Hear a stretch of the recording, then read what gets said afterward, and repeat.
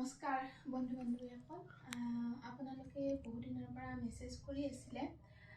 কিন্তু মই মেছেজৰ ৰিপ্লাই দিব পৰা নাই কিমানক ৰিপ্লাই দিম সেইটো এটা ডাঙৰ কথা সেইকাৰণে আজি ভিডিঅ'টোৱে বনালোঁ আপোনালোকে সুধি থাকে ভণ্টি বা বাইদেউ তোমাৰ চুলিখিনিত কি ব্যৱহাৰ কৰা বা কেনেকৈ দীঘল হ'ল আমাৰ চুলিখিনি দেখোন দীঘলে নহয় মই দীঘল কৰিব বিচাৰোঁ তেনেকুৱা কিছুমান প্ৰশ্নৰ উত্তৰ দিবলৈ ভিডিঅ'টো বনালোঁ আচলতে এইটো নহয় যে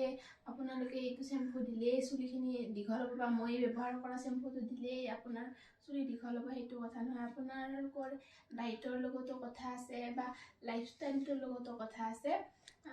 আপোনালোকে এটা কাম কৰিব সপ্তাহত এবাৰ বা দুবাৰ পাৰিলে দুবাৰ নাইবা এবাৰ অইল মাসাজ কৰিব অইল মাসাজ কৰি আপোনালোকে 2-3 ঘণ্টা ৰেষ্ট দিব ৰেষ্ট দিয়াৰ পিছত চুলিখিনি ধুই দিব তেনেকুৱাকৈ কৰি চাবচোন 2-3 মাহ এতিয়া চুলিখিনি লাহে লাহে ভাল হ'বলৈ ধৰিব